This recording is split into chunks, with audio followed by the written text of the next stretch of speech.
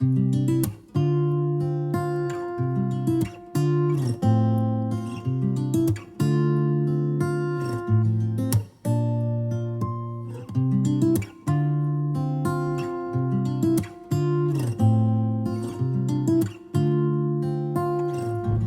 today we are in Carnlough, which is in Mid and East Antrim council area, and look at that view. So right across there, beyond that headland, is Glenarm, one of the 9 glens of Antrim, and over on my right hand side the coast road meanders all the way around, and we'll be taking that road today, meeting different people, hearing a bit about the area, and hopefully the sun will keep shining.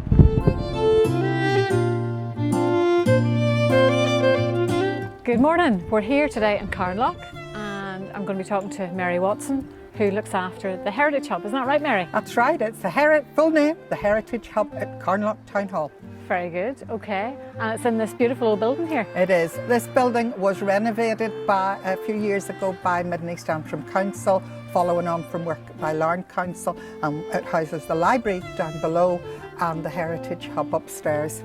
Okay, and I think you're going to take us inside? We're going to start inside, and you're going to find out a little bit more about, well, a lot more about the Glens of Antrim and Carnlough.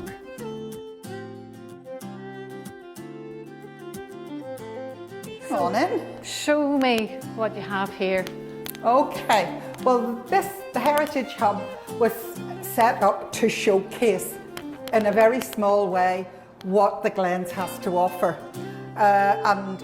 As you walk around and take a look, there's a piece of information about the natural beauty and nature, the environment, industry, past industry, culture both now and in the past, and also a lot of the history and of the village itself, the village of Carnlough. And there's a very famous name of a very famous family linked to Carnlough. Yes. We have here on this board, on this display board, there's a wonderful portrait of Lady Londonderry. Very glamorous. Frances Anne Vane Tempest. I think you can tell from the glamorous outfit that she was worth a bit, shall we say. And indeed she was, and she was married at the age of 18 to the Marquis of Londonderry of Mount Stewart, County Down fame. Okay. And they became, in the early days of the 19th century, the celebrities of the day, if you will, parties in London. She built Garum Tower, which is now St Killian's School. It was a boarding school. It was a boarding school for many, many years, then hotel, and it is a boarding school again, St Killian's School. And that was her summer house, where she would come to spend the summer holidays, as it were. She would come in her own little ship into the harbour here and spend time there.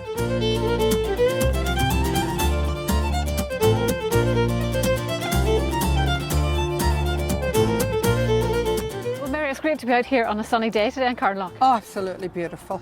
And I'd imagine in summer it gets a lot busier. Very, very, very busy.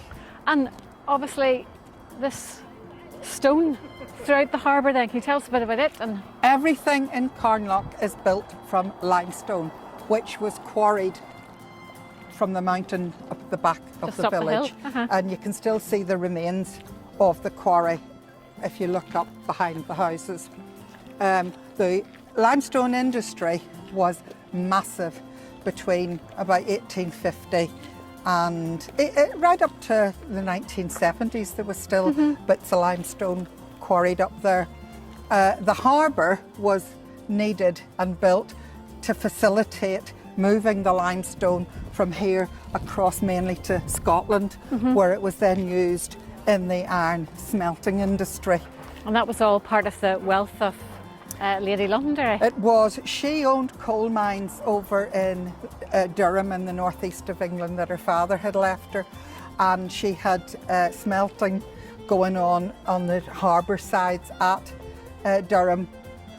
So the limestone matched with the coal, matched with the iron.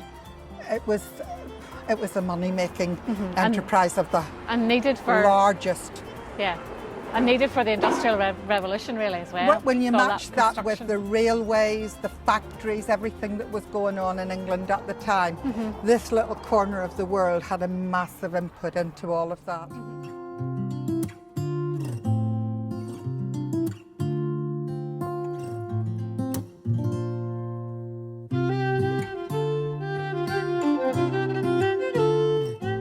Here we are at Carrickfergus Castle, which you can see right behind me. But first of all, I'll tell you a little bit about where the name Carrickfergus comes from. Carrick is Irish for rock, and Fergus was a guy's name. But this guy happened to be a king of Dalriada in the 6th century. And in 530 AD, apparently, he was on a ship in this area, in his kingdom of Dalriada, and the ship foundered on the rocks. And because he was such a predominant king in the area, where the ship sank was named after him, Carrickfergus, the Rock of Fergus. But he has nothing to do with the castle. The castle was built by a Norman, and this Norman was called John de Courcy, and he was known as a bit of an adventurer. He was stationed in Dublin, and then he decided he'd try his luck in the wild north of Ireland. And off he set from Dublin on his horse, and he claimed this area and then built the castle in 1177. Pretty impressive, and basically he built it to, I suppose, protect himself and his followers from the marauding native Irish. So Carrickfergus Castle, would you believe it, is one of the best preserved medieval castles in all of Ireland, and it's probably not visited as much as it should be. So behind me you can see the 4 stories of the keep, the central tower, and to think that that was built, you know, in the 12th, 13th century is pretty amazing, and the fact that it's still standing is incredible as well.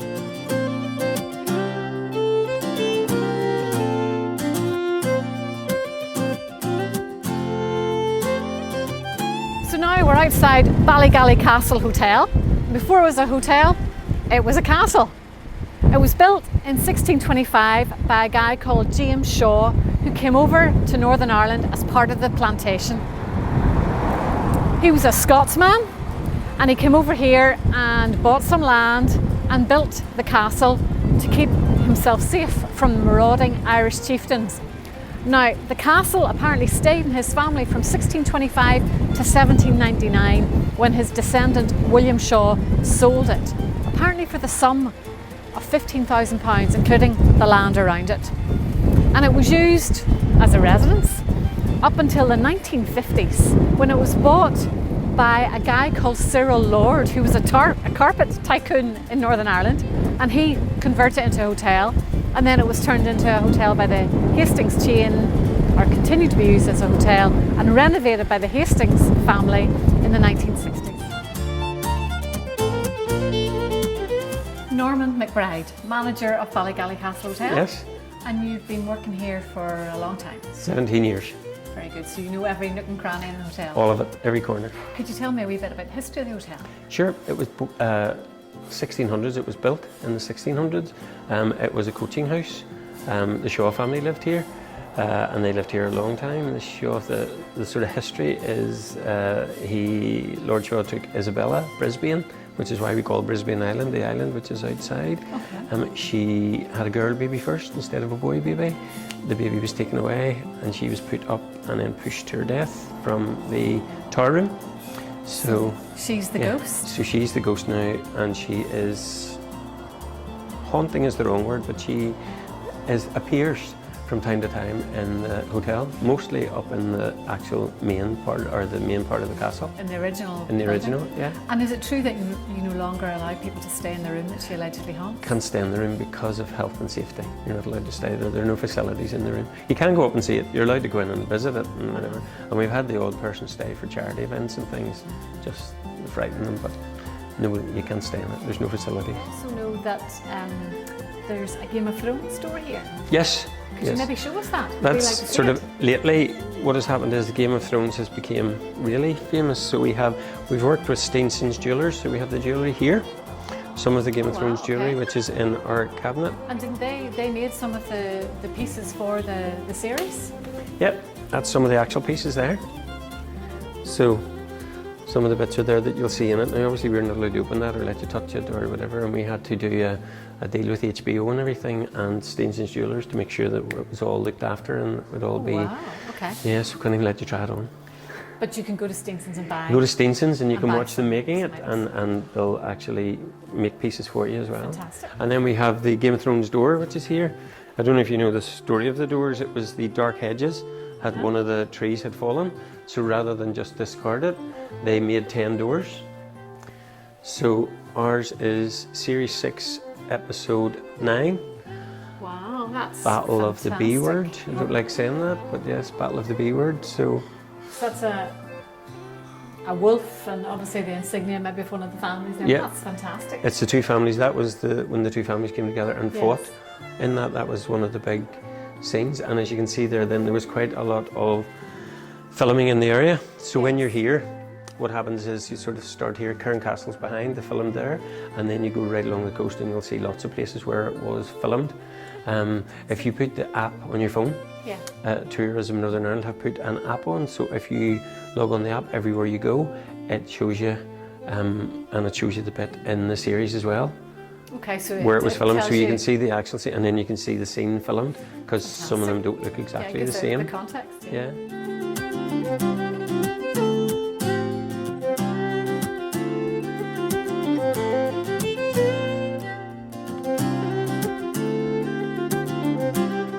This all would have been open.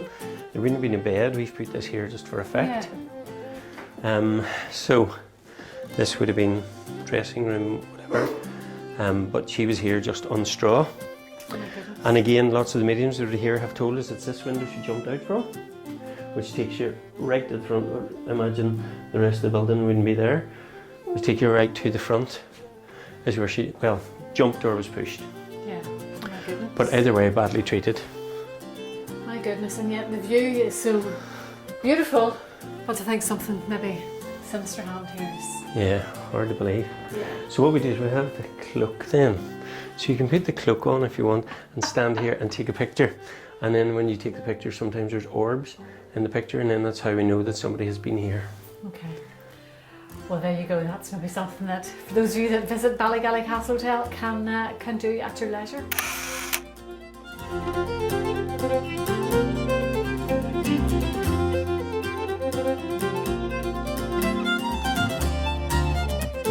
Now we're in Glenarm, one of the 9 glens of Antrim, and behind me is the Barbican Gate of Glenarm Castle. There's been a settlement in Glenarm since I think the 5th century, and it was granted town charter status back in the 7th century, so it has seen a lot in those years. But behind the Barbican Gate is Glenarm Castle, which is home to the MacDonald clan. The MacDonald's more famous home had been Dunluce Castle on the north coast, and when it fell into the sea, they relocated here, initially to what was their hunting lodge, but since then they built it up to a castle, and the MacDonald family still live inside it today. But what they have done is, on an entrance just further around the village, they have opened up the castle grounds so you can have lunch in what was maybe the stables or the byre before. They have a walled garden and lots of little shops that you can see. The castle, as it is a private residence, is closed, and I think only is closed to the public, and it's only open to the public on maybe 1 or 2 days a year, and you have a tour around, but you can soak in the atmosphere by just wandering the streets of Glenarm.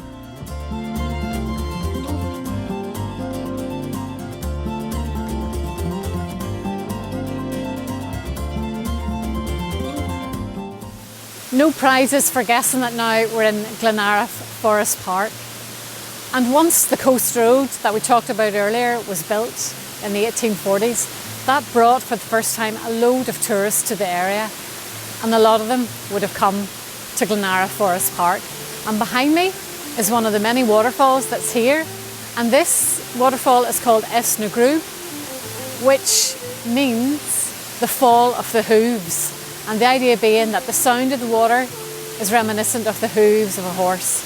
And I think it's just one of the most beautiful spots, especially now in early June, when you can see I suppose, the bright lime green of the leaves and that water, that clear, clear water. And there's wild garlic over here as well. So you can come here, have a short walk, or even go for a much longer walk, but it's definitely worth it. Really a beautiful spot.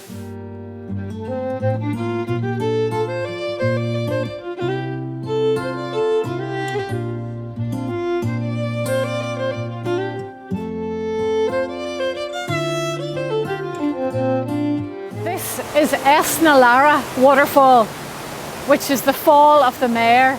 And I think when you look at it, you can understand why, because the water coming down in the waterfall looks like a mare's tail. And it's right in the middle of the forest park, which I forgot to mention is actually a nature reserve as well. So there's red squirrels, which are now back living in the area. So if you keep your eyes peeled, you might see some. But also there's lots of native trees, ferns, hazel, and it's just, well, I think it's a wonderful place to be, whether it's now in summertime, but also it's a fantastic place to come after a heavy fall of rain, because the sound of the waterfall is even louder than now. And the water, because it's come tumbling down through the bogs off the hills, it's the colour of Guinness. So the water is really black, and then the foam is like the head of Guinness. So if you come down here on an autumn or winter's day after heavy rain, you can see what looks like Guinness flowing through as a stream.